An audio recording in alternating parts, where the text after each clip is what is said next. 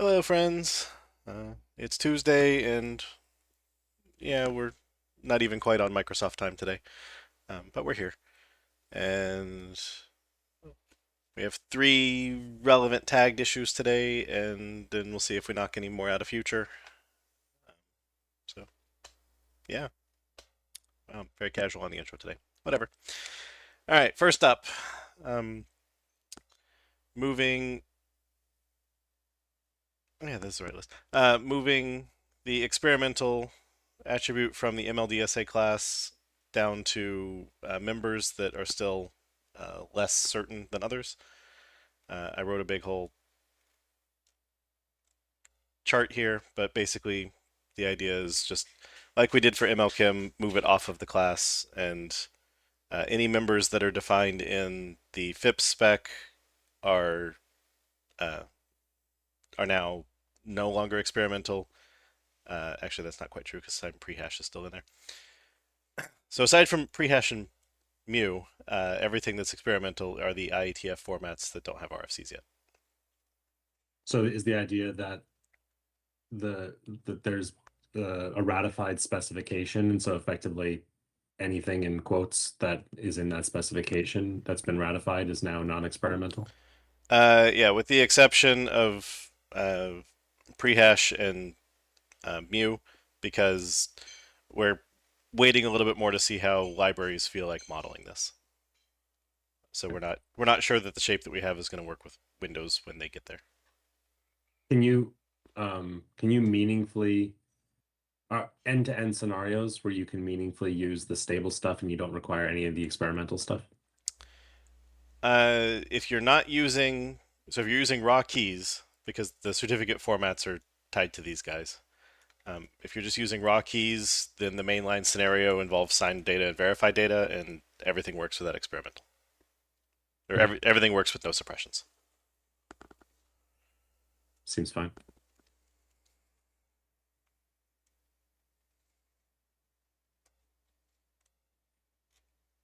Okay.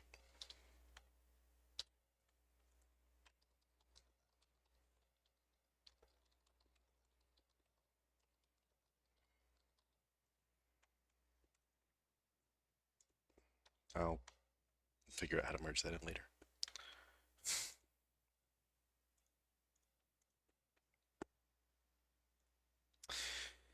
All right. .NET extensions 6628 introduce build ambient data. Evgeny. Yes, hello. Hello. Um, okay, so yeah, we have this component in internal library as well, and we are proposing to open source it. And also, I just want to remind once again that in .NET extensions we have one ambient metadata kind of component. So this this one build metadata can be the second component of that kind, let's say. Yeah, and yeah, what this is about? This is this represents build metadata like branch name, build ID, and so on, which is captured when your application is being built. It uses source generation, and in source generation it uses environment variables from CI systems, and currently only Azure DevOps and GitHub Actions are supported. So those respective environment variables are being read, and they will always are put into source generated code. I know this like using environment variables in source generation is not recommended maybe very often, but we do use it internally and it works. And also while this API proposal was open, there was some concern raised that this component breaks reproducible builds contract, and I put it into the risks section below. But I don't know like how important it is, given that this is explicit, right? We are being explicit about what we are doing here.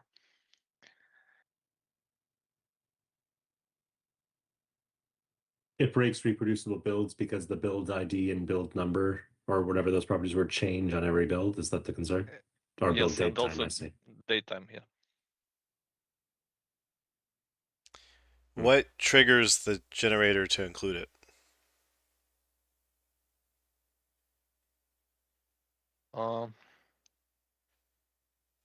Yeah, I think if you use this use build metadata or add build, if you use this extension methods in your application, it will trigger third generation. So there is a gesture someone has to do. Yes.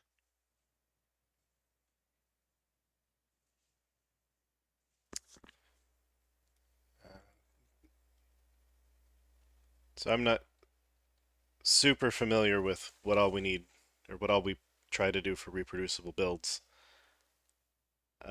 Like I feel like for reasons we want the entirety of the BCL to use it, but I don't think that our effort applies to applications. Do you know any differently, Steve? Mike? I don't think we would stop anyone, but we would want it to be opt-in. I tuned out for a second. This does require some gesture on someone's part. This doesn't just automatically start happening, right? Yeah. Yes. Yeah. If you use this extension methods, yes. Yeah. Chat points out there's arguably a second thing, which is you included the package, but if it's in the same package as the application metadata, then you may be including the package for different reasons. Let's see, are we actually, the source generator is emitting the methods that you need to call? Is that what that generated code attribute means up there? Yeah, let me quickly check. No, it emits some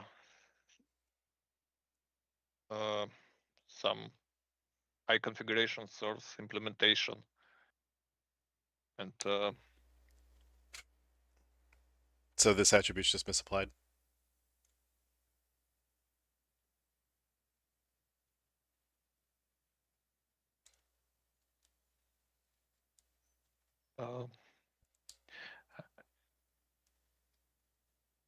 let's see.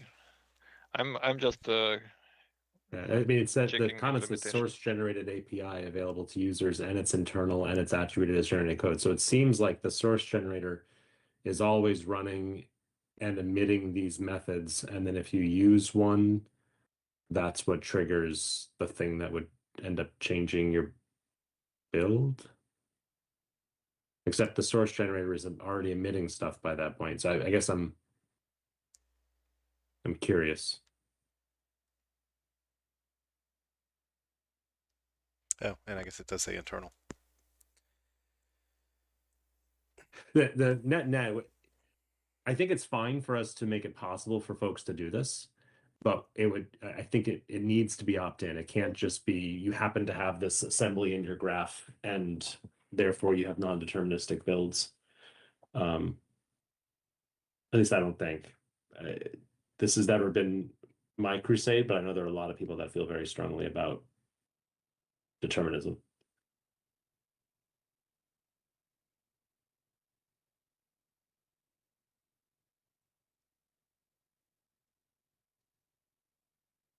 So now I think you should sync with the folks that, like folks on Roslyn, Jared Parsons or Cyrus or whomever, about how exactly this should show up and what that means. So, except of just referencing this package, you're suggesting that there should be like another opt-in. No, Uh, I'm fine if the opt-in is calling a method, but it sounded like the method that you call was source generated. And that circularity makes me question whether there's non-determinism even before you actually do anything. And that wasn't clear to me. No, as I'm checking implementation PR right now, because I forgot all the details. Yeah, it looks like it always generates the stuff. So I think that's a problem. A solvable problem, but a problem. Yeah. Because Okay. if it's simply the package being in the graph, then this means referencing a thing that uses this now opts you into non-determinism, Yes. which is what we're saying is not allowed.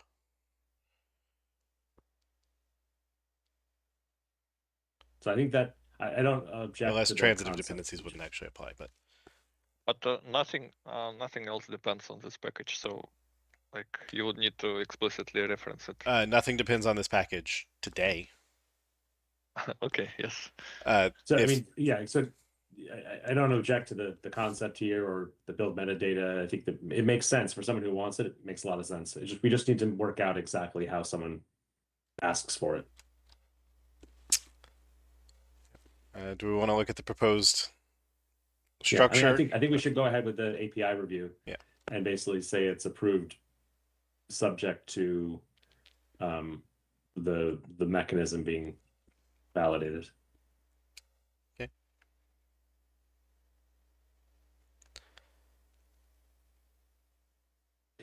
We already have this ambient metadata namespace. Let me. Yeah, I'll quickly check. Yeah. It has one class. Okay. Yes, fine. that's the one I mentioned. Yeah. Okay. Yep, one class. And then for the build metadata, in fact, Jeremy, can you go back? I can see.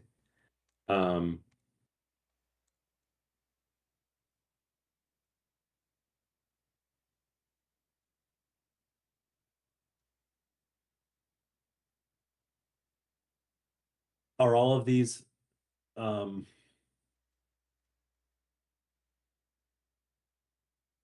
build date time is oh. Well, let me just start going through them. So build ID and build number, do these have well known, like, is this specific to MS Build? Would this work with other build systems? Is this specific to C#? What are those IDs and numbers map to?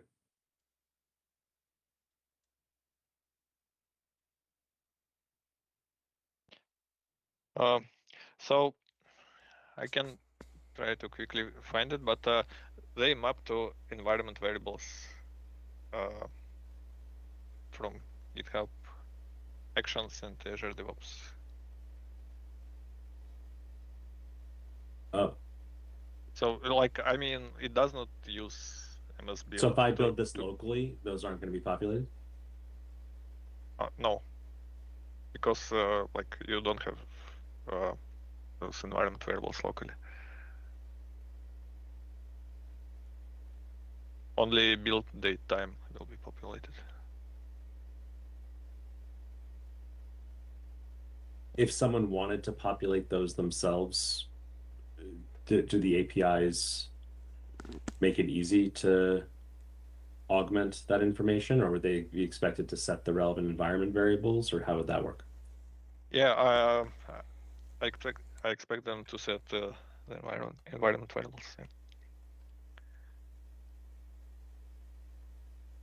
And that'll be documented somehow. Yes. And then source branch name and source version, those are also similarly pulled from environment variables? Yes. And build date time is datetime offset.utc now, or is that also pulled?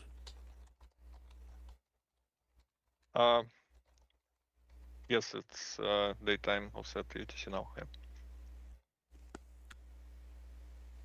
And it's a string because Let me see.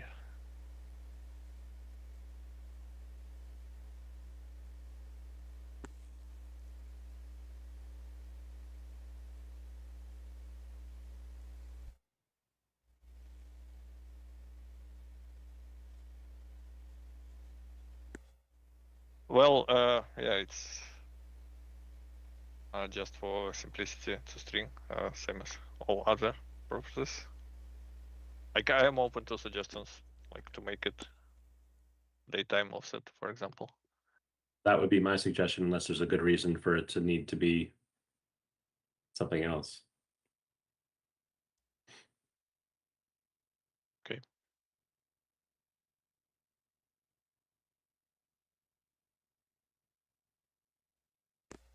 Like unless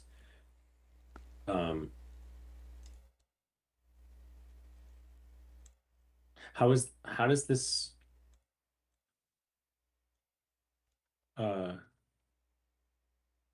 the intent is all this gets stamped into the assembly, right? How is it stamped into the assembly? Is the idea that the stamping of it is done because this class gets instantiated somewhere with constants?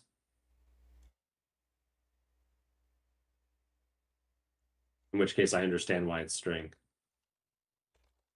No, it's not constants. It's just this build metadata is just registered in dependency injections I see. with I options. But it's registered in DI, but where does it come from? The build date time is stored in the binary, right?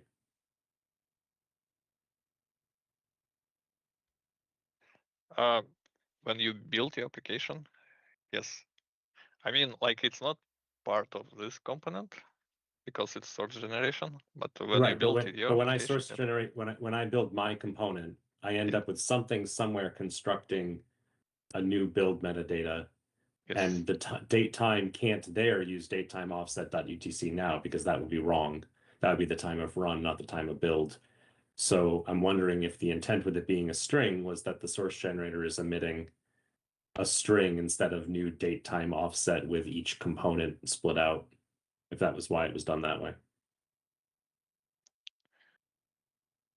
Yeah. I don't remember all the details. Yeah, but I mean, Okay. the source generate, because presumably it's coming from the generated add build metadata method, and that could just say new date time offset of the literal int that was the tick count at the time that it ran. Or if it's That's true. parsing it off of a environment variable, it can turn that environment variable into a tick count in the generator, and now you're writing down a long, which is shorter than the string. Right, tick count and time span offset. Yeah. Assuming that you want to save that and not normalize the UTC. Sure. So people in YouTube are raising an interesting point, which is most of this data feels like it's already available in attributes and source links. So why do we need a new thing? Why do we need to do it in a different way? Why aren't we using the way that we've already done it?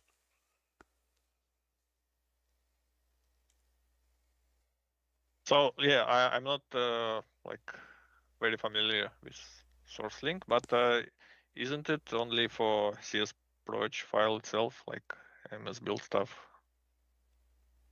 I mean, this build metadata is for C# code in your application.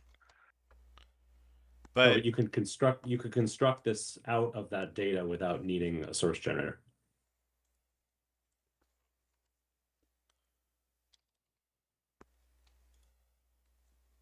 I think that's the question. Or helper methods that, because getting that data that's in attributes is just type of blah.assembly.getCustomAttribute. I think. Yeah, it should be. That's what the comments are basically, right, Jeremy? Yeah. I mean, nobody said the name of the attribute, but I do recall at least that the commit hash ends up somewhere because we shove it in package names. And I think we have it in an attribute in the assemblies. I don't know if all this information shows up there. I also don't know how impactful all this information is. Yeah. Because like I don't think we capture the, you know, GitHub action run ID or the ASDO run ID. I don't. Presumably the reproducible builds people didn't want to. The commit hash, if you build the same thing again, the commit hash will still be the same. The branch that you're on would still be the same. The date time obviously would change. So these two feel like we already have ways of doing it, and we don't want to add another one. I just don't know what they're called.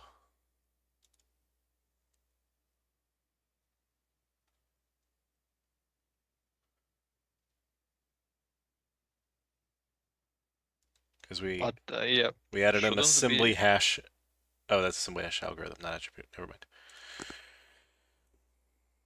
even if they are available via source link, should they also be part of this build metadata type? Like, because there's just one type for all this information, which is related, I think. And multiple people have now said it is assembly informational version attribute.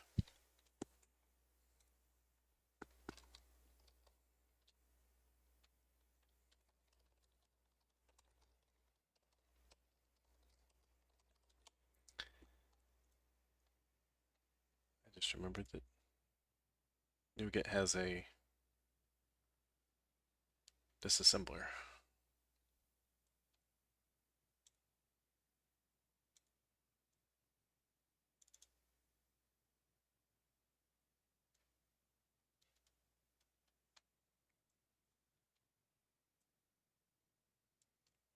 It's close to what I meant. So, yes, we have the commit hash as an attribute in the assembly already.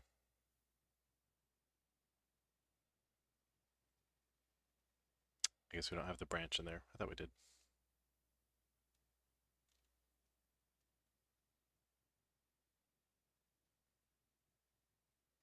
Presumably this is the, actually that might be the tag name.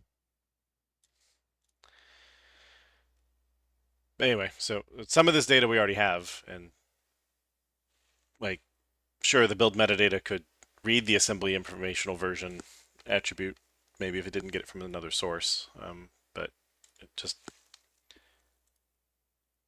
it feels like this is, I guess the impression that I'm getting from chat really is that this feels uncoordinated with other efforts to do the same thing.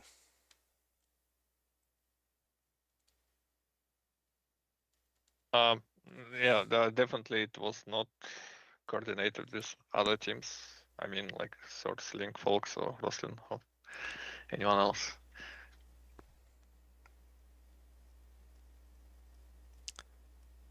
Because aside from the fact that build date time should be a date time or a date time offset, and then however we would want to make that work. The shape seems generally reasonable of the build metadata type, but I'm just concerned that we're just making too many ways to do the same thing.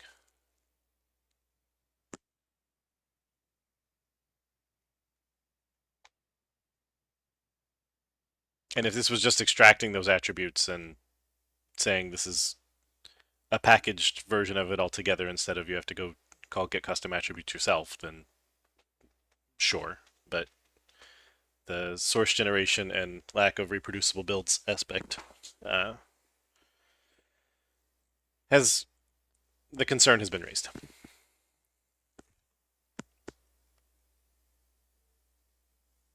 Okay. And I guess, yes, chat asks, if this is a number, why isn't it an int? I'll say because then there's probably going to be a debate of should it be an int or a long.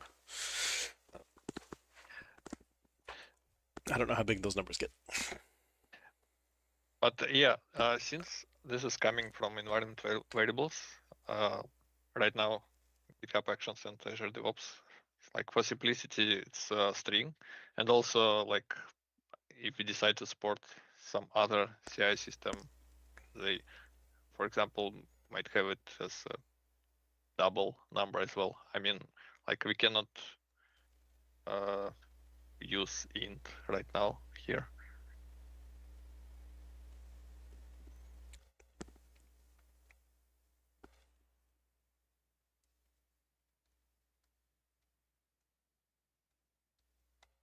Yeah, and some people said that some systems use build numbers that look more like version numbers. So.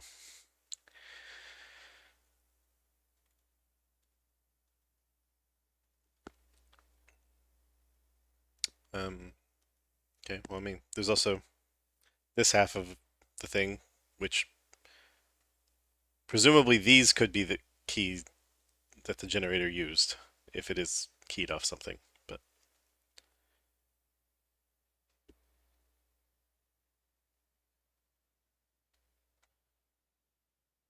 and then I don't know enough about extensions to know if it's normal that everything just gets glommed into the DI namespace.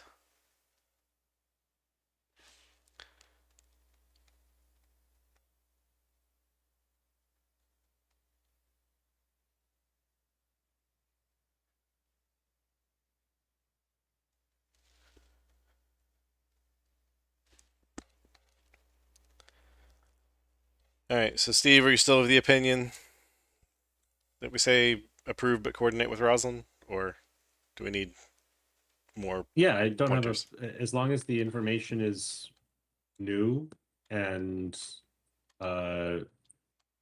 we're fine with the general API shape, I'm fine with us approving it. I just want to make sure we're not somehow automatically causing everyone's builds to start being not deterministic. That would be bad. But I would definitely like to coordinate with folks that have in general own this scenario to make sure that they're cool with it or see if they have any input to make it better or so on.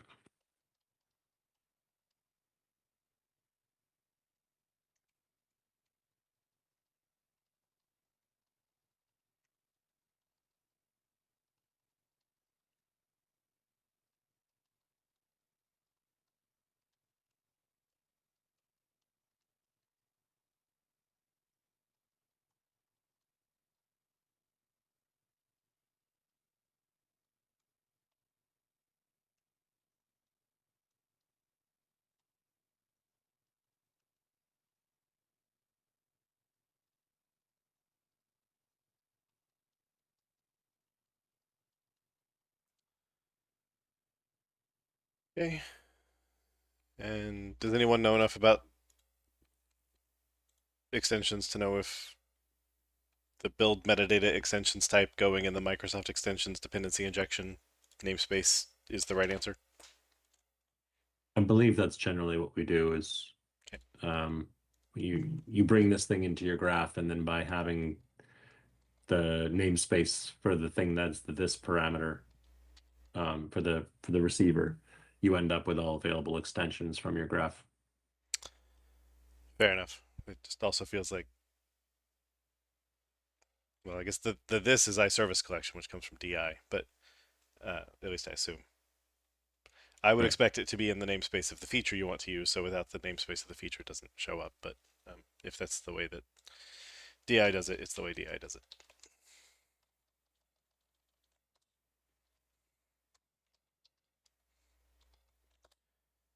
Much of that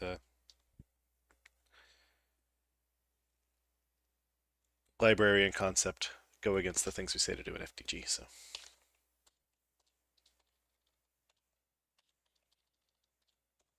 this would just be one of them.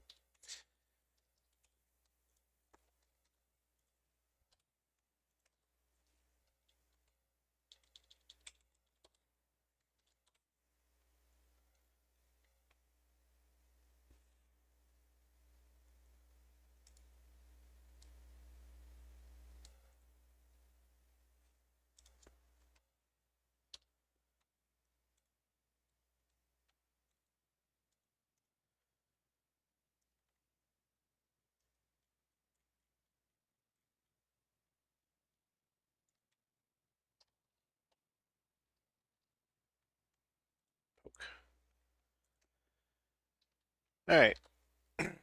Yeah, thank you. Next up, Yevgeny.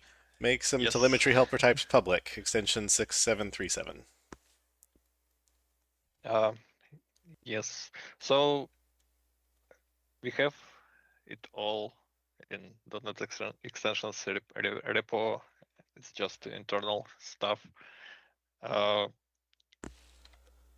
also we use it in some internal library as well. And yeah, just to avoid code duplication and also maybe to make it available for external customers. We propose to make it public. And also from the extensibility point of view, probably it should be an abstract class instead of interface, because that means that we can extend it on that .NET framework at least without breaking anyone.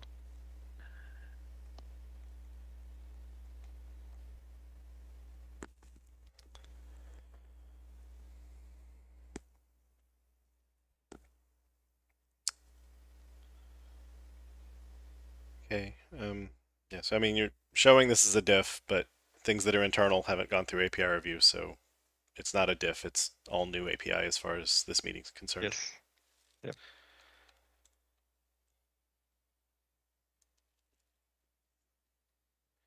I would ask, what does downstream dependency metadata have to do with HTTP? But I guess it's that it takes a HTTP request, so it must have something to do with HTTP. Yes.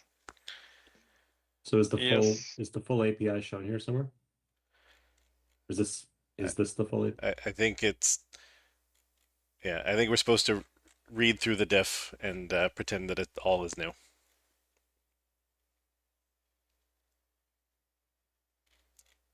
Because like this is like, hey, look, I'm super tiny. Don't think about me, but like we need to read all these.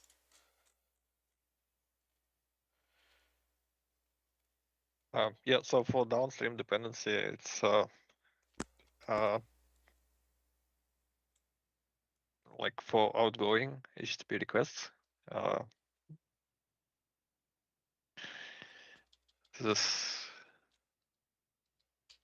yeah, I think internally we tend to call it this way, like downstream dependency.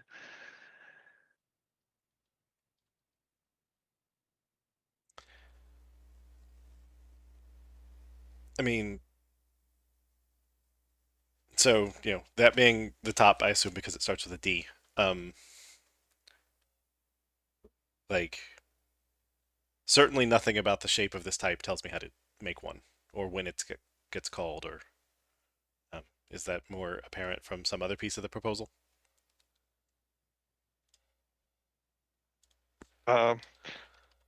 So yeah, again, it's like all helper types. Like Well, normally, but they're not helper yeah, types once they're public. okay. I mean, like if you want to work with HTTP route and all like pieces of HTTP request, this come in handy.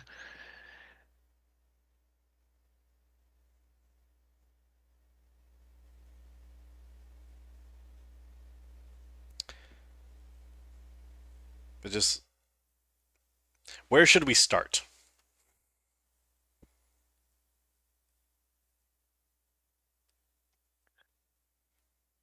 Because we're not going to approve make some helper types public.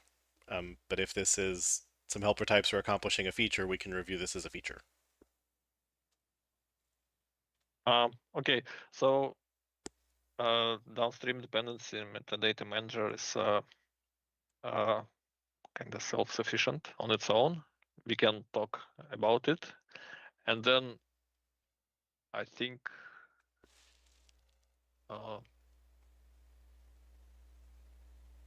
HTTP route formatter or like some of other types below. Actually, let me just check the proposal. This has a dependency on HTTP web request. Yes, it is to support .NET Framework or .NET Standard.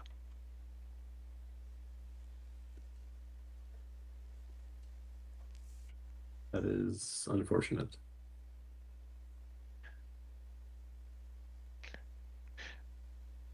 Okay, so downstream dependency metadata manager, HTTP route formatter, and HTTP route parser.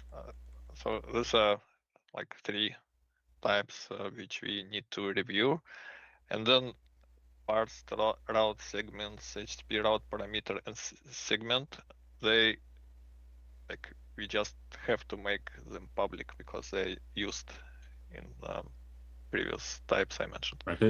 To Jeremy's point, anything we're talking about just making public, the entire type is net new. It happened to be an implementation detail. It happened to be some code for it internally, but making it public means the whole thing is new as far as API is concerned. So Okay. I think that means that everything you basically enumerated everything in here as being reachable from downstream whatever manager, right?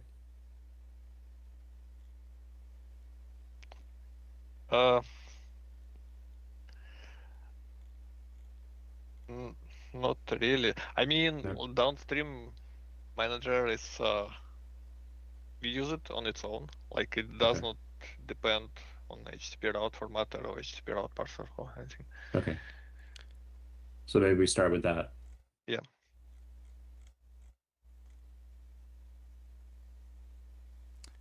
Is request metadata defined in here, or is it already existing?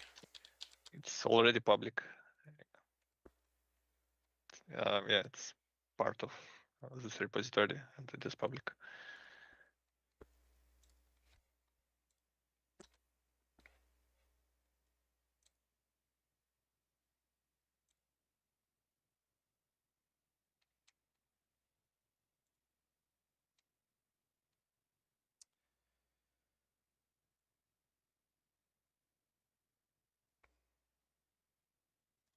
So What is the relationship between this GET request metadata and the GET request metadata that already exists on HTTP diagnostics, HTTP web request extensions?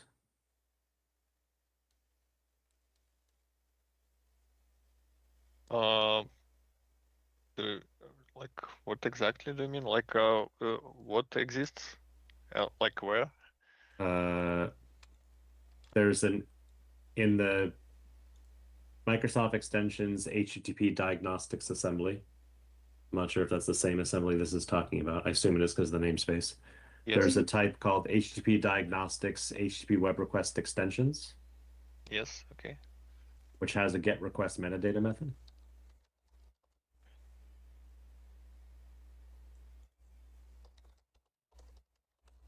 Okay. Yeah, I see.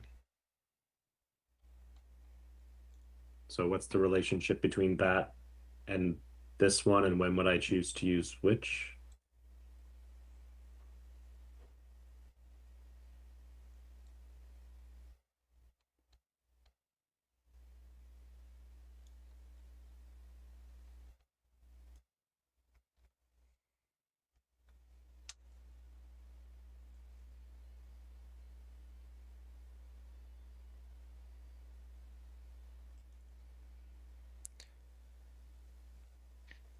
Yeah, I don't remember the details as well, so I'm also checking source code. Is there a concrete implementation of downstream dependency metadata manager that we ship? Or someone has to always derive from it? Or we have an API that returns one somewhere?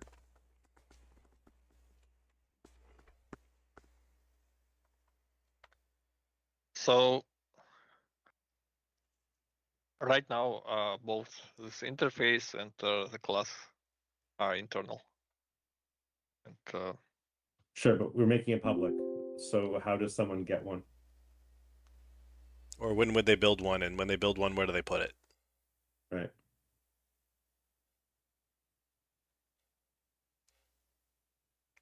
Or why does this need to be public?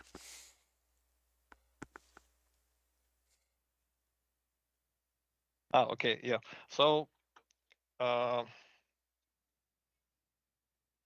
we have a class called HTTP Diagnostics Service Collection Extensions. In this Microsoft Extensions HTTP Diagnostics project. And this class has two public extension methods, add downstream dependency metadata. Yeah, basically just two overloads. So if you use this, you register your downstream dependency metadata in dependency injection, and also it automatically registers downstream dependency metadata manager in dependency injection.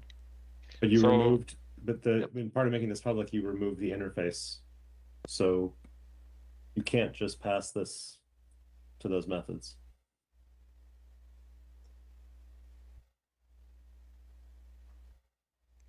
I mean, technically, it could No, still no, no. implement an internal interface, but There is actually there is already a public interface called iDownstream dependency metadata. Like not a manager, just metadata. And Okay, but this class doesn't implement it. no, it doesn't. And what API? So I'm trying to understand what's the end to end for how someone uses this.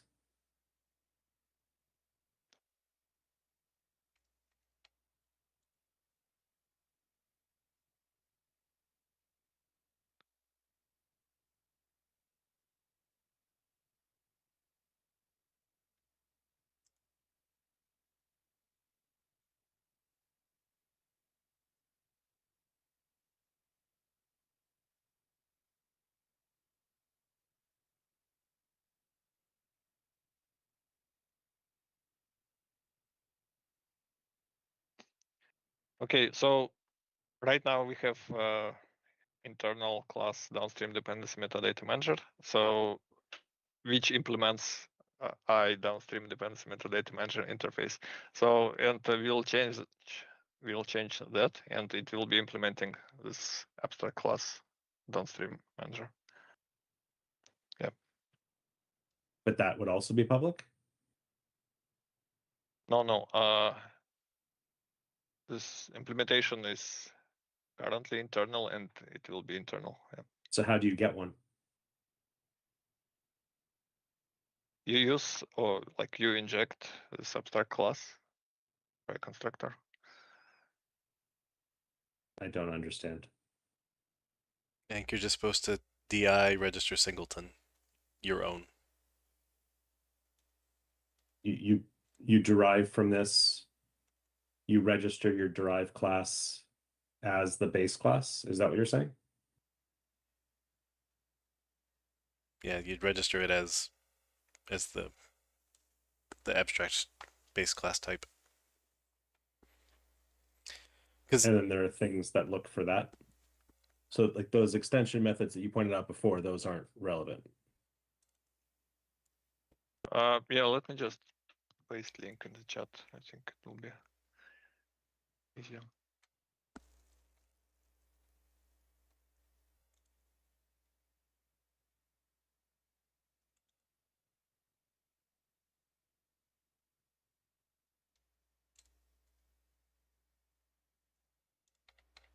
So we will register internal implementation with this public abstract class in DI. Sorry, I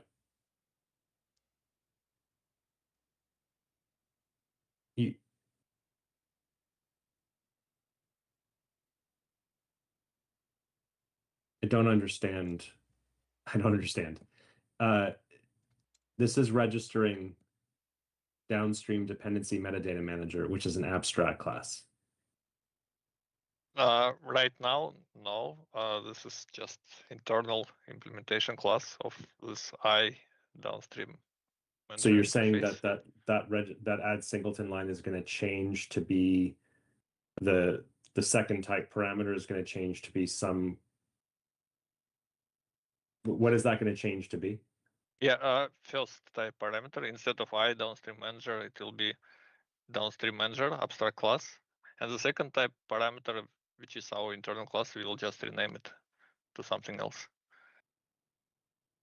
So it'll triad singleton downstream dependency metadata manager diagnostics internal downstream dependency metadata manager. But I'm sorry, I derive my own type from the new public type, the new public abstract type. Okay. That doesn't relate to anything here, does it? No, it's you do this instead of calling this method. You're saying that this is the code that I write. Yeah, you would, at least my assumption, and correct me if I'm wrong, Evgeny, is that you, the author of a new dependency manager, would do triad singleton of the base class and your type, so that if this ever runs, it gets a false because somebody's already registered it, which was you. Yep. I see. Is that what you're saying again? Yes. Okay. So yeah, I can try to rephrase it as well. So right now, as you can see it, it's all public methods, and it registers I downstream manager in DI, and I downstream manager is internal interface.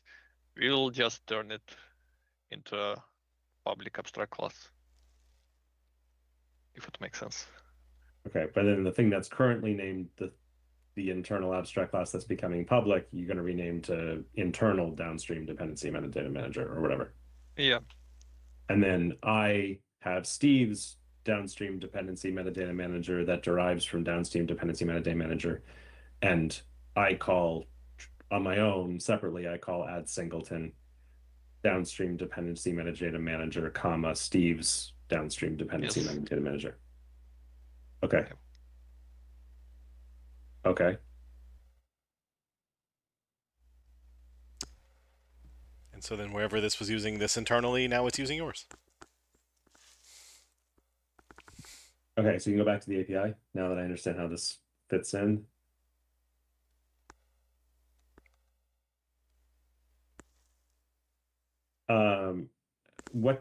So these are virtual. All the methods are virtual, but the type is abstract. That's because why? Just to give you a chance to provide your implementation. Well, you can provide your implementation even if it's not abstract because the methods are virtual. I'm wondering. Yeah, why aren't they abstract, or what is the base method doing?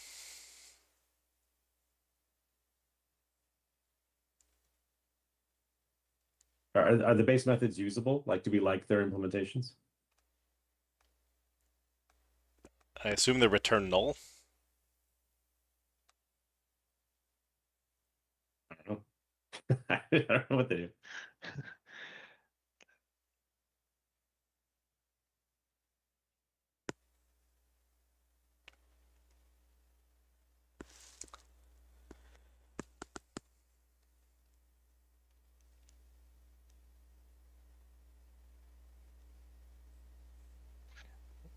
Well, yeah, we can try to make them abstract if you prefer so. No, that's not the question. If these are good implementations, if we like what they're doing, and they're not just returning null. And yes, they're good implementations. So they're good implementations. So then two questions. One is, why do they return a nullable? And the second question is, why don't we want someone saying new downstream dependency metadata manager? Because that's all the abstract is serving to do here. There's nothing abstract on the class, so it doesn't need to be abstract. Abstract is basically preventing someone from using this type directly. The question is that the intent?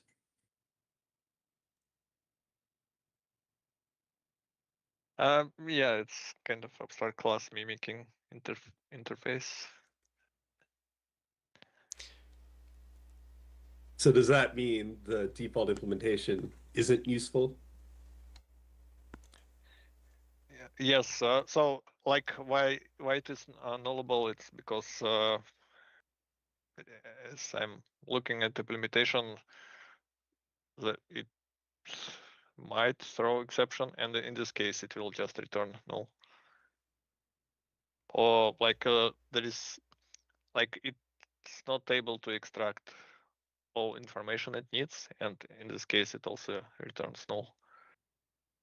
So I mean, like Right. if HTTP request message doesn't contain everything necessary.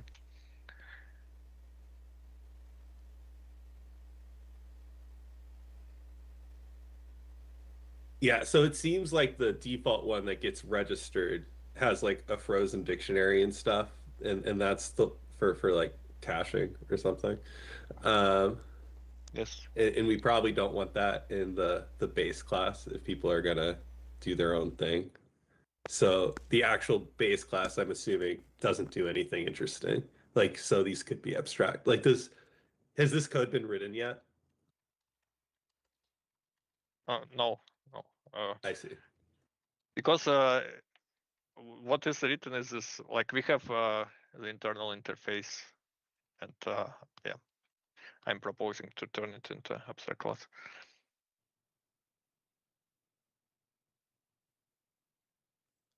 And if it weren't for Jeremy hating interfaces, we'd probably just make it that. No, I'm just kidding. Um, I mean, if the answer is make it an interface because everything's in DI is an interface, I can hold my nose. But the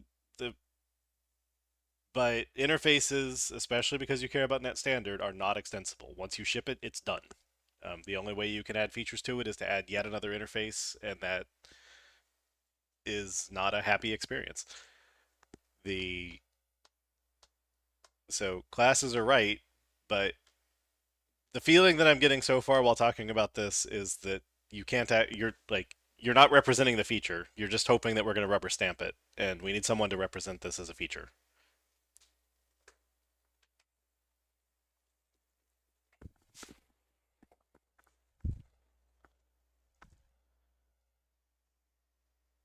Because it's unclear when you're supposed to customize the downstream dependency metadata manager.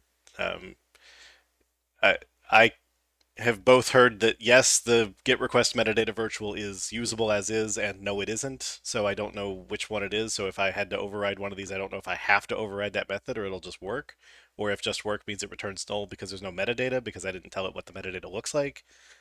And then I think we're just going to repeat that over and over for every type here. So uh, there is no path. There's no fast path to taking a thing that's already written in internal and making it public. It has to go through proper design. Are we building the right component review? And this does not sound ready for that.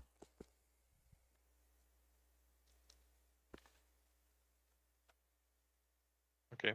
Yeah. By the way, a couple of logs dropped. I don't know if we still have quorum.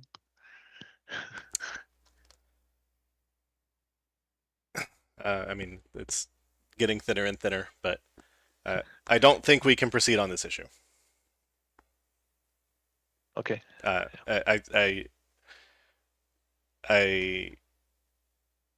if you take some time to prepare and you can present it as if it's completely new, because we don't care what it does internally right now. We want to know why we're making these public, what the experience is, when somebody's going to use it, when this is getting called, and we want all of those data not to be looked up on the spot. So someone needs to represent this as a feature. Okay. Yeah. Thank you.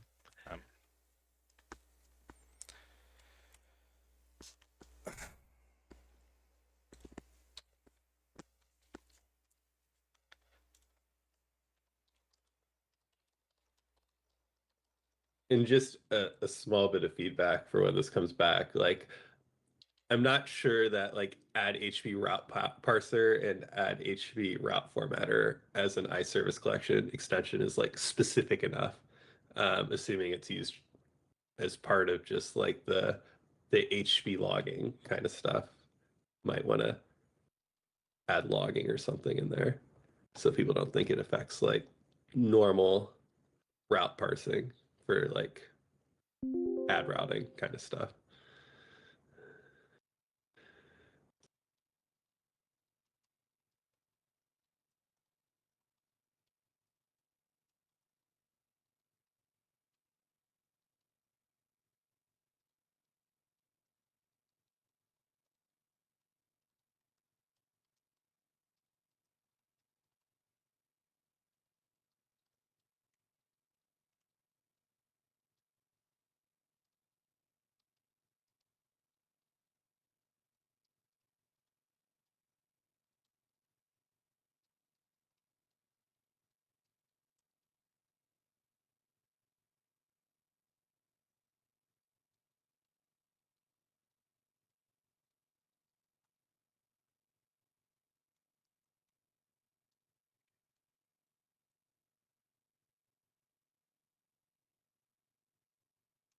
So yeah, instead of a diff syntax, please just present it all as new types.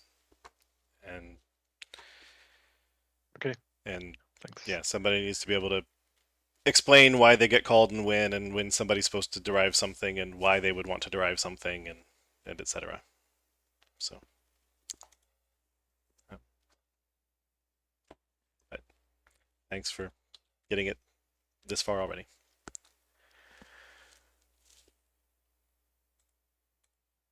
All right. .NET runtime 116028.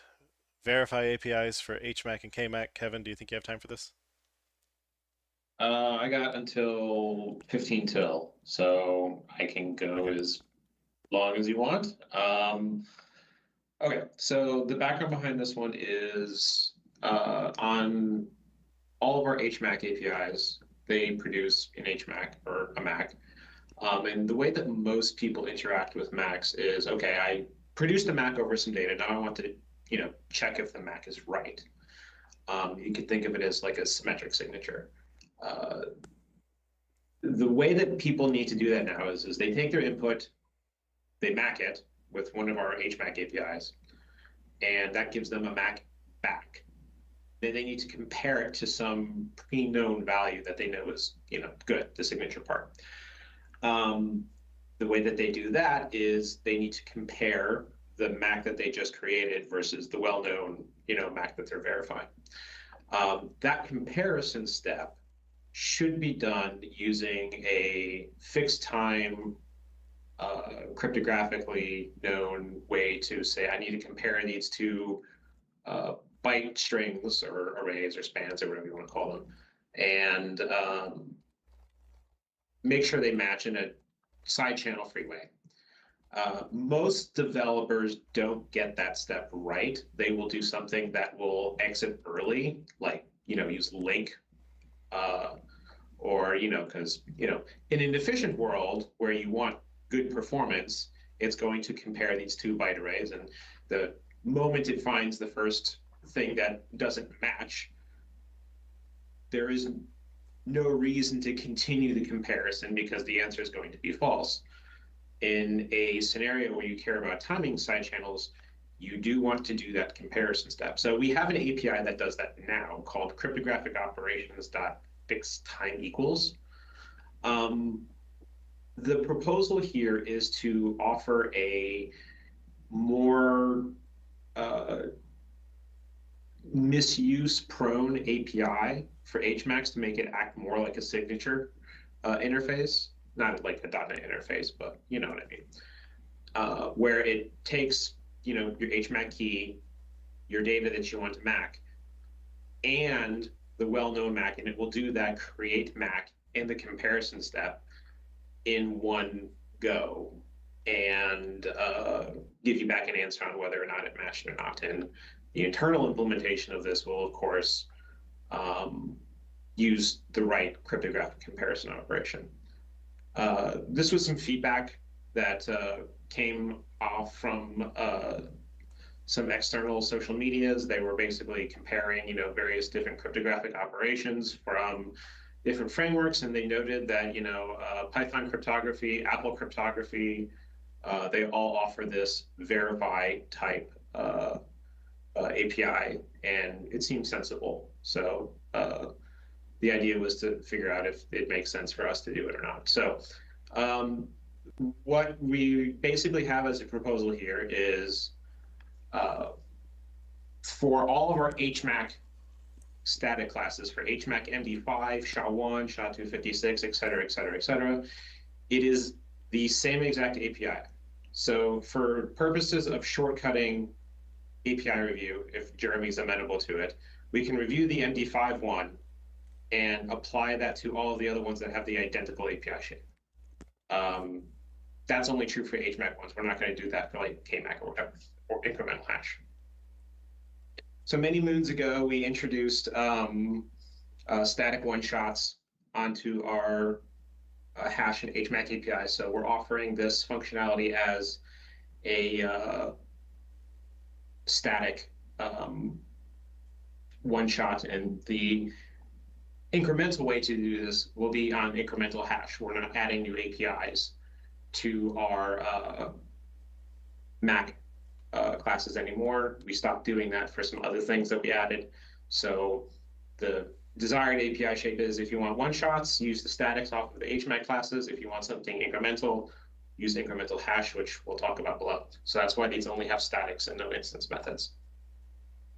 The API shape largely matches the existing API that we have now called hash data. We came up with the name verify because they're on HMAC classes. You know, we could call it verify hash, which seemed redundant. And the API shape is basically identical to what we have for hash data, except we take in the existing hash. So that's what the hash parameter is. So using the first one as an example, we have our key that matches the existing parameter name for hash data. We have our source. That's what we're going to verify. Also existing parameter name. And then hash as our parameter. We typically call inputs and outputs from HMAC hashes and not macs. So that's consistent with what we've done in other APIs. Likewise, we have the same thing for the byte array overloads.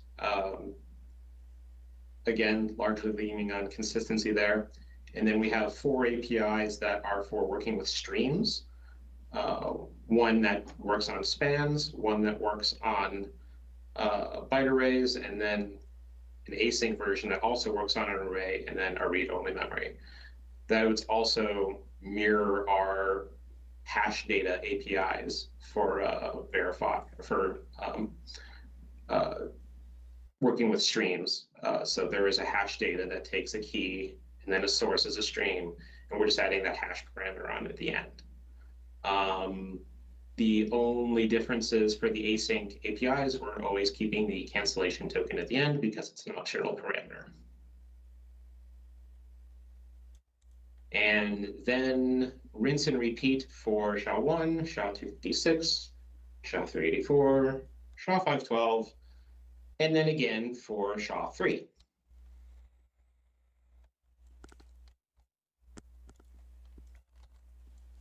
Okay, so does anyone want to express a pro or anti opinion on the way to produce one is called hash data, but the way to verify it is just called verify, as opposed to verify data to match hash data?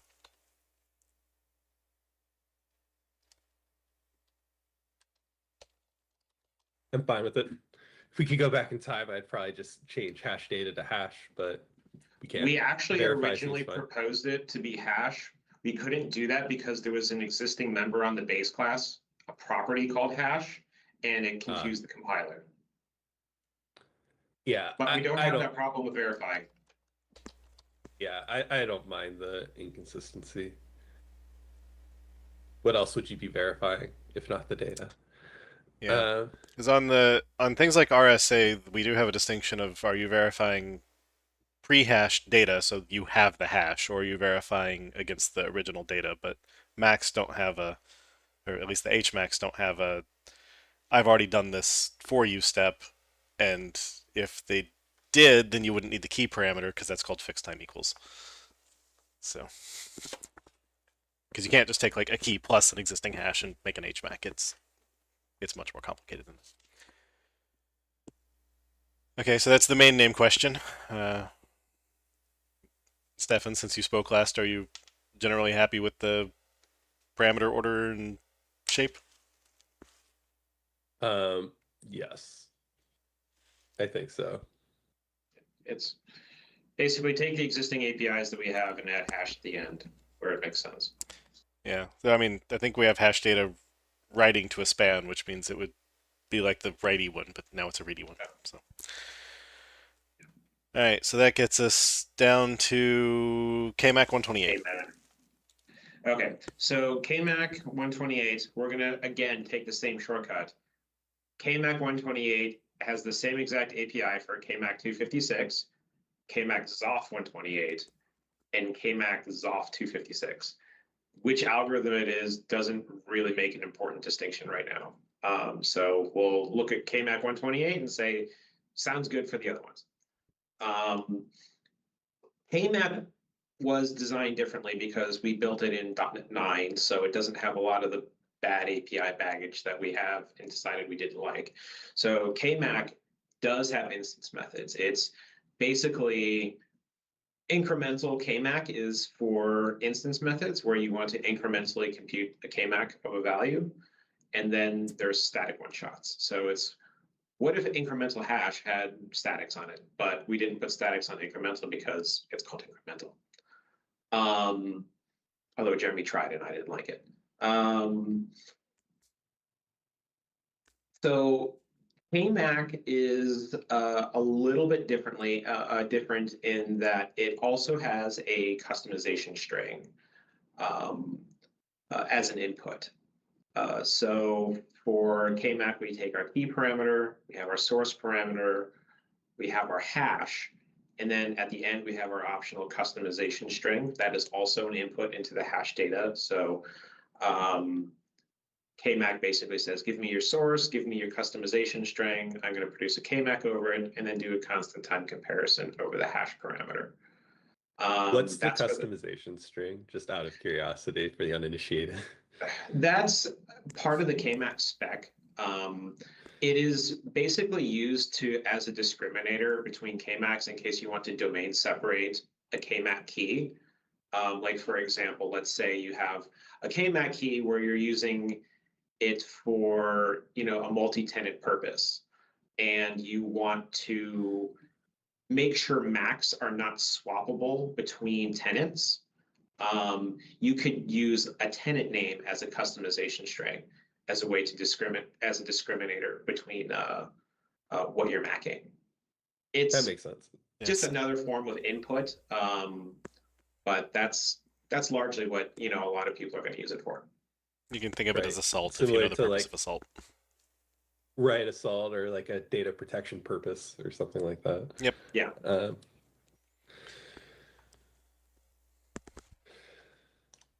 Yeah, so we have our verify APIs, very similar to the HMAC classes that we had above.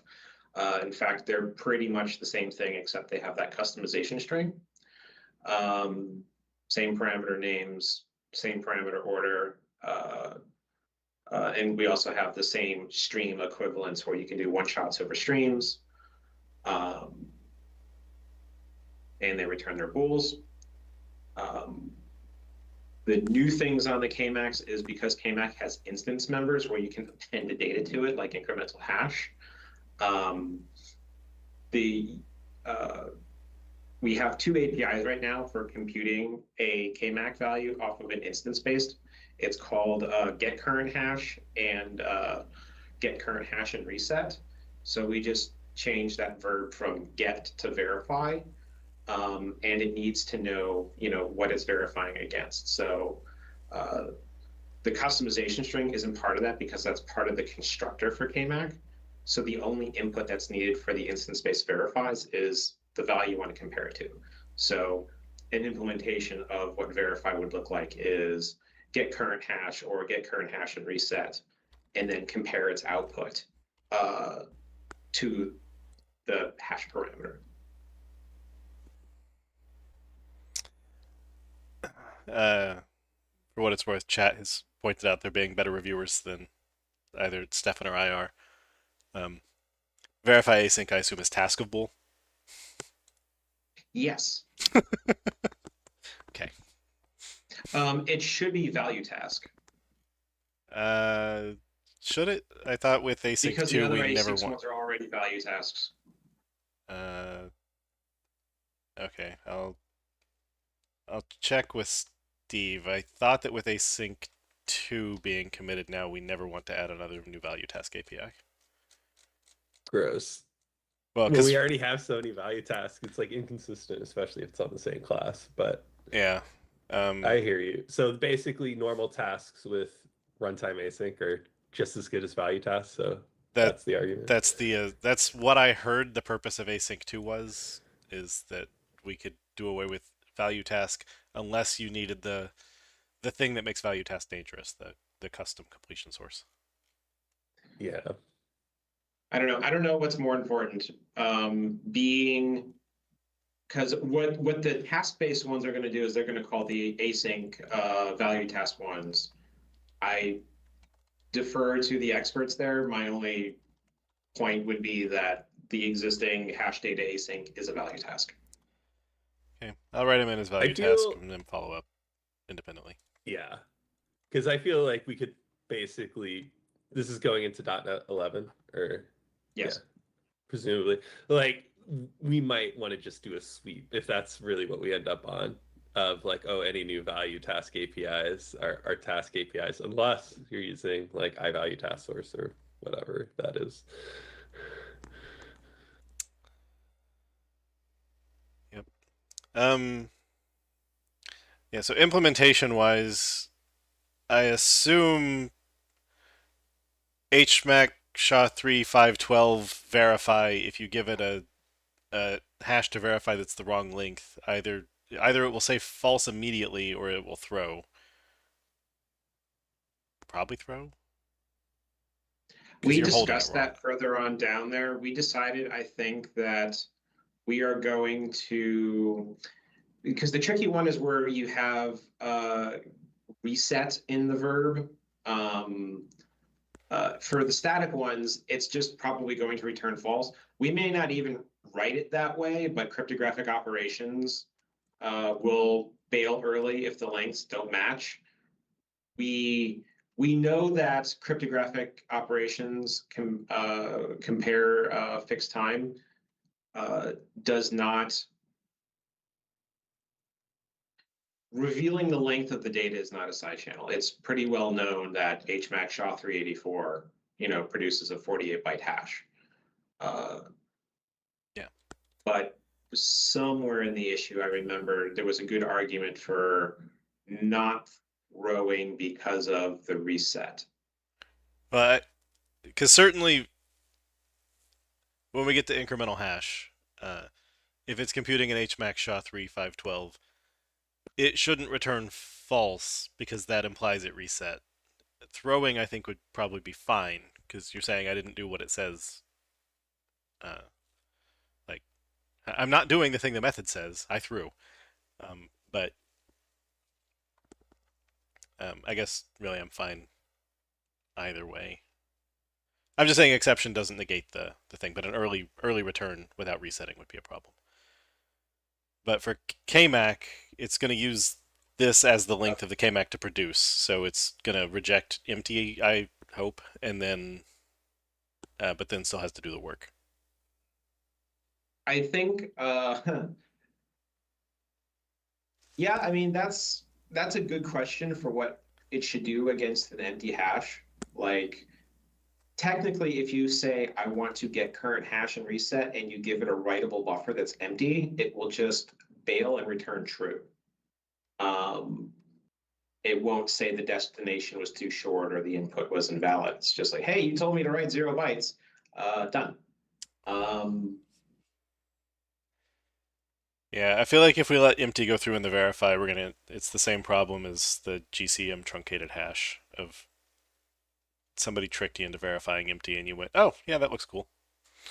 I'm very happy to apply sensible restrictions to avoid pitfalls that don't make any sense. Like, there's really no reason anyone would want to compare it to empty. So I mean, I'm fine.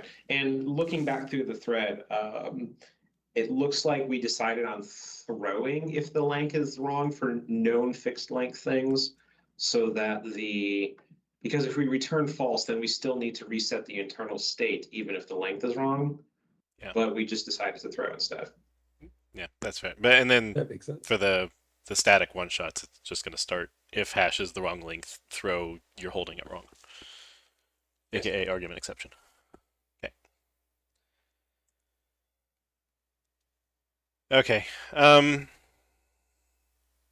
I think as an API shape, these look fine, but since we're paging it back in, maybe you and I want to talk offline if we need to if we want to give KMAC a how big do I plan on building hashes parameter in the constructor like we had to do for GCM. Just so the verifies can't be you mean- abused for truncated. I guess, but truncated completely changes the answer. Unlike GCM. Okay, so KMAC binds the output length as an input parameter like CCM. It doesn't have the truncation issue like GCM. Okay, so KMAC, the constructor form, you have to tell it ahead of time how long to be? Or is it just that it binds it in the result?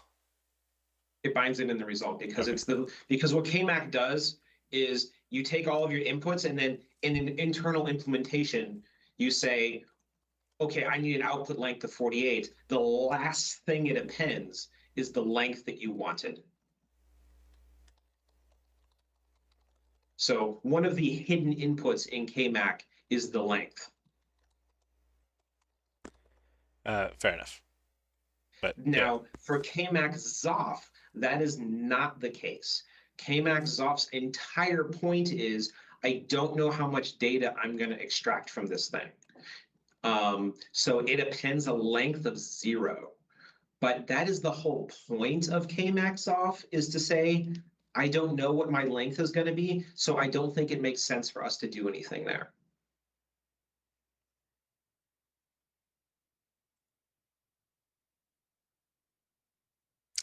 fair enough. I'm just as an API, I think we're good. We just need to make sure that we're not in the intent of adding API that makes one less prone to failure, adding API that makes one more prone to failure. I think things are pretty well. As long as we reject empty. Yeah. Yeah, we'll reject empty, and then KMAC already has the length binding that we want for output lengths, except for Zoff, because that's why it's a completely separate algorithm. Yep. So, neat. Right, but somebody could still war dial by tricking you with KMAC 256. They only need to try 256 bytes if they tell you that the hash length was 1, and then at 1 byte they'll war dial you eventually. So.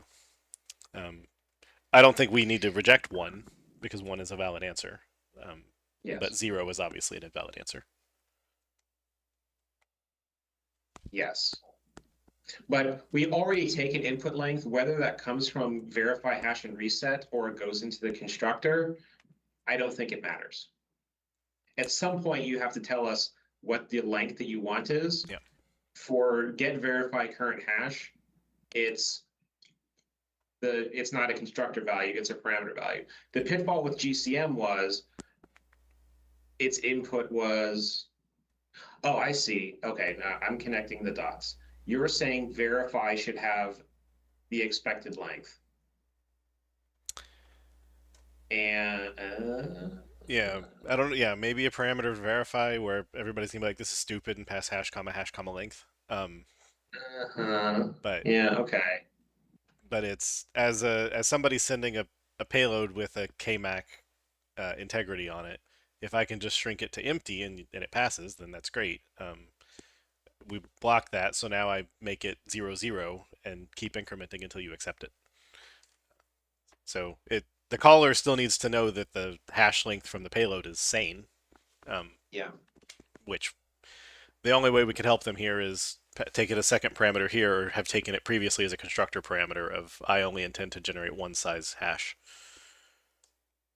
So again, I think taking it as a direct parameter is pretty smelly. I could see it as like a constructor parameter because then you can have like a central place to create that validation logic. But if the method, yeah, like you said, everyone's going to pass hash.length anyway. Yeah. And yeah, I don't know. I don't know if the Doesn't seem constructor useful there. parameter makes sense with the existing APIs on the class. Hmm. That's Because it. we already have it as an input parameter to, I don't know what is going on with this meeting room's camera, but enjoy my close-up when it decides to do that. Like we already take output size on get current hash. We can add it to verify, but you're right. A lot of people are probably just going to pass hash.length. Yeah, I mean, we could add as an optional parameter where the default is we'll accept any size you give us, and if you want us to include this better match my expected length, then we can do that for you. As the constructor parameter, it would be exactly like the retrofit on GCM. It would be when you call get current hash or verify current hash, if the hash length is not what you passed in the constructor, it smacks you for being inconsistent with your data. It's not great, but Do you think it's critical for approving this API to at least have the ability to sell that in the constructor, or could we approve it without? Because like, yeah, I think we can approve it with what's here. I just think that we maybe want to think about it before implementation and may come back with a alteration. Whether that be we add a new constructor overload or we add a parameter on these methods. Because if we're not getting a fast answer here, I think the easy answer is we just don't implement the instance ones because, well, actually, it would be we don't implement verify on KMAC at all. But we're going to have the same problem for incremental hash. Well, no, because incremental hash only works on HMACs that have fixed lengths. Yeah. So it's yeah. So again, I think we can say that the shape here is fine and consistent with what the generate is, which again, a naive implementer of the thing is going to say I need to call fixed time equals on these two things. How long is the thing that they gave me? Call get current hash of that length, and then now call cryptographic equals. So we're not really making it worse. We should just think offline if we can make it better. Okay. All right. I'm amenable. Agree. So I think that the shape looks, yeah, again, reasonable. It matches the everywhere that we have is these two gets become verifies and these static hash datas become verifies. Yeah. Yeah. Part of what makes it more palatable to me in its current shape is I really expect most people to use one shots. One shots are generally more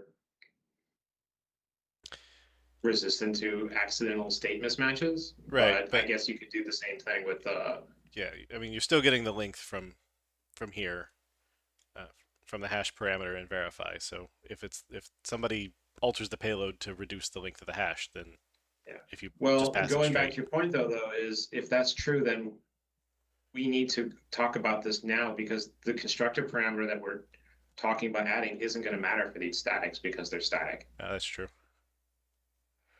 yeah, but I still don't like this like extra parameter where you have to specify the hash length, which you did provide.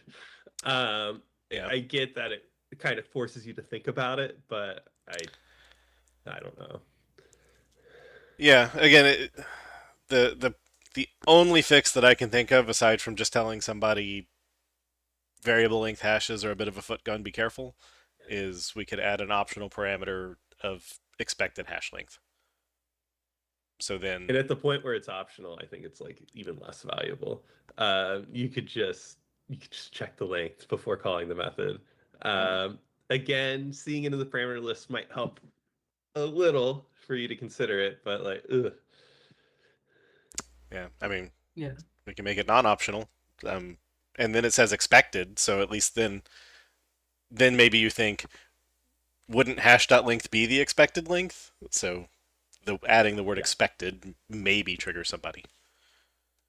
Right, exactly. So, I mean, if we were to do it, and I'm against doing either thing, I would probably make it required, but I would just not add it. Like we either think it's important or it's not. Um, You had something, Pranav?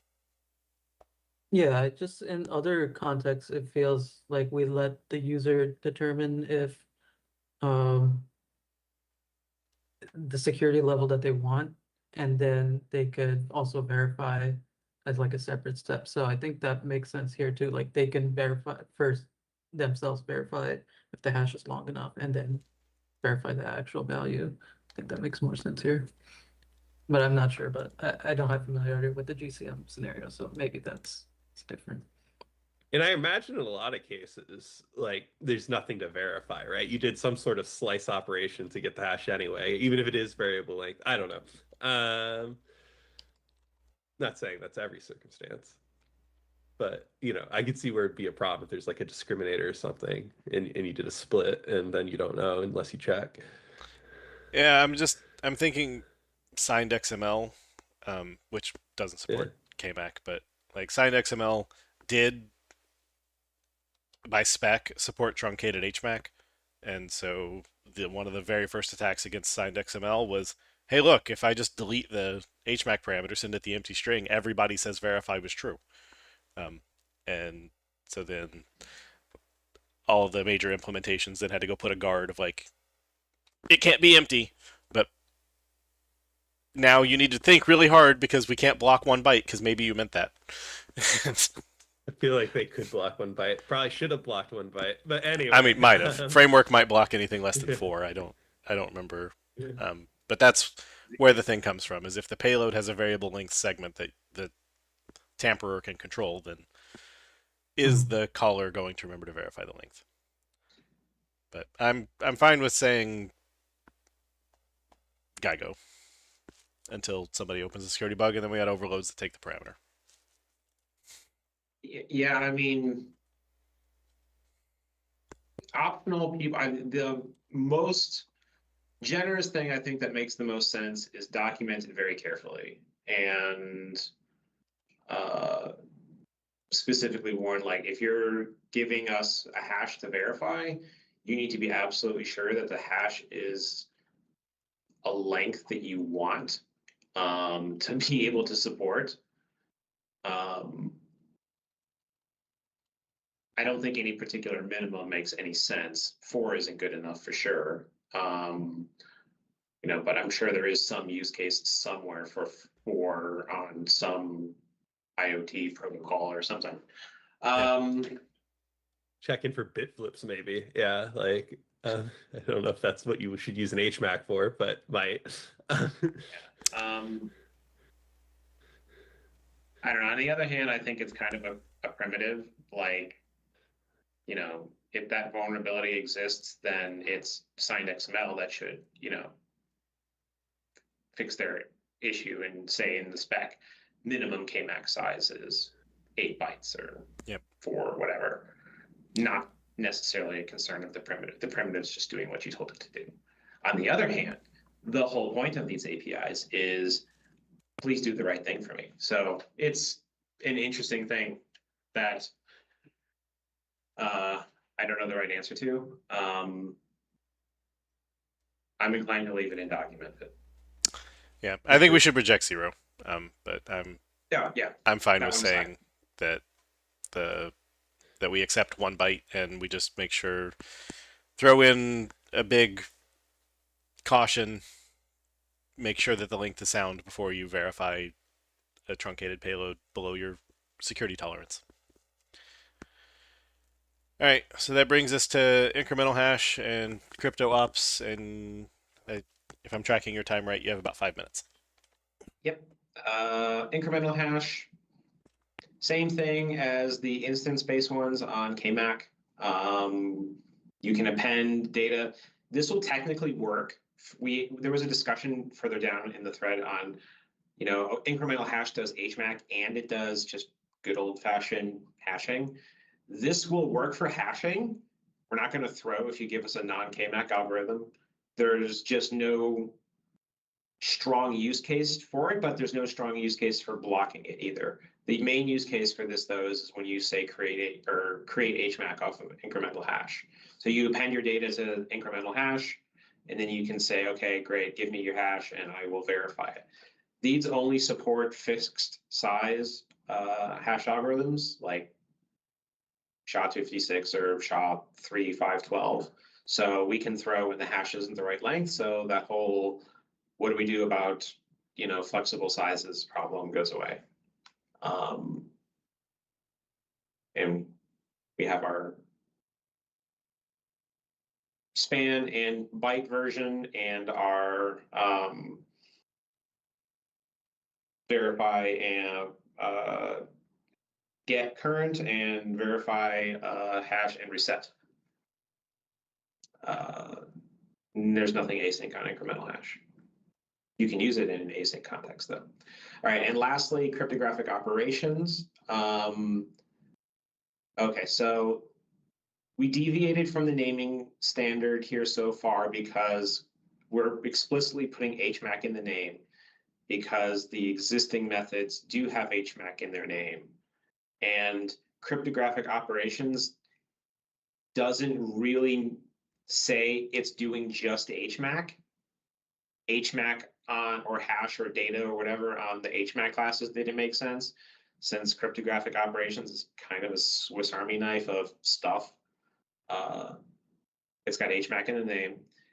The purpose of this, of putting these things on cryptographic operations, is one of the common input types that we have is a hash algorithm name.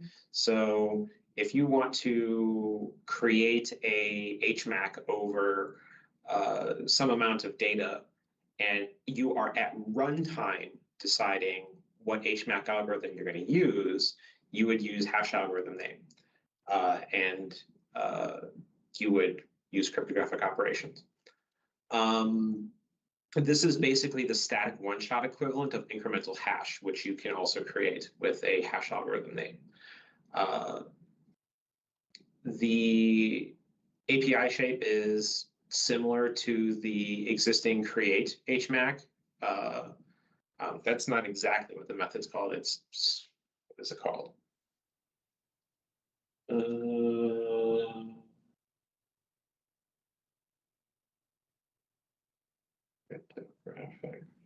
It's hash data and HMAC data.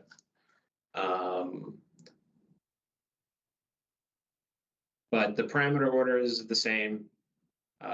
We're just adding that hash on at the end, and we're overloading on either span or byte for the byte array and span ones. We have our stream variants, and then we have our async ones, which are also lacking a task-based return and cancellation token at the end. Yeah, I already got that fixed in my local copy.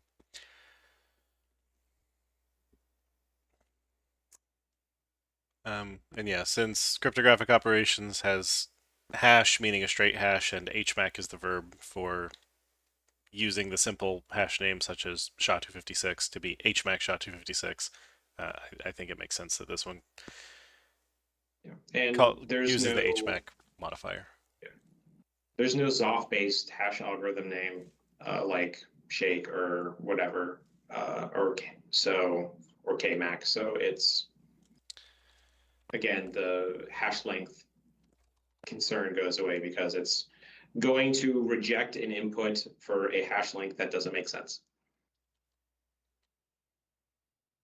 Yep.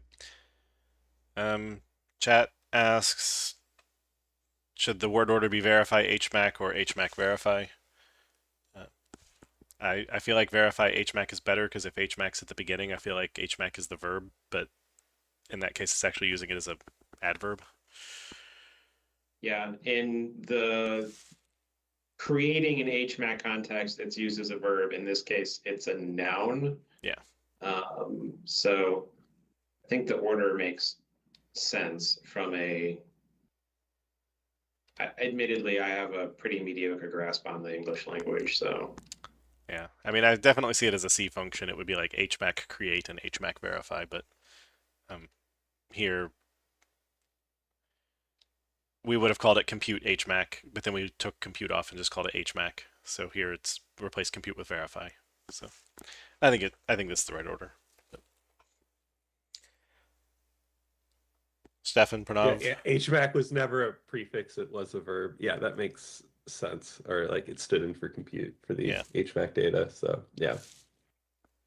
I buy it. I don't mind verify HMAC. It seems consistent with the rest of the class. Okay. Yeah. One thing about the value task thing, which isn't like directly related to this proposal, though I think we should just stick to value tasks for now, is for streams, if it's backed by like ASP.NET Core, it will probably be backed by System IO pipelines, which does use iValue task source. So I wonder, like, there'd be some indirection through the virtual value task stream methods, but does the recommendation to always use task instead of value task make sense when you're awaiting virtual value task things that might be backed by iValue task source? I don't know the answer. But Yeah, I don't know the answer. I don't think the value task method generator await reaches in and asks if the value task it's awaiting has a custom completion source. I think it just adds tasks that if it didn't complete synchronously. But I could be wrong. But if it's virtual, you could just like return the I would have to look at how it's implemented. Well, I unfortunately have to drop, but sounds like we made it through it, and we will figure out the task-based return type offline. Yep. Oh, sorry. Yeah, I didn't mean to hold you. Oh, no, you're fine. I always budget my time assuming that I'm going to be going over. So my real hard stop is in 3 minutes. Fair enough. So yep, the only change we made was fixing the typo that the async method should be returning a state machine. And I went with value task because it matches the generates, but I'll talk with Tobit et al. And see if that's actually what we want these days. Yep. All right.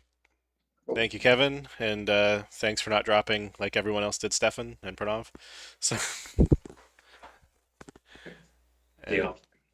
and later. And thanks, chat. Definitely had some lively discussion on the telemetry thing, and I agree the name customization string isn't great, but it is what it is in the spec, and that's what we decided for KMAC when we wrote it. All right, I should actually like push the go button here. Shouldn't do the goodbye before I finish the meeting. Right. So with that, thank you for joining us, and we'll see you next week, same .NET time on our same .NET channel. Till then, Auf Wiedersehen.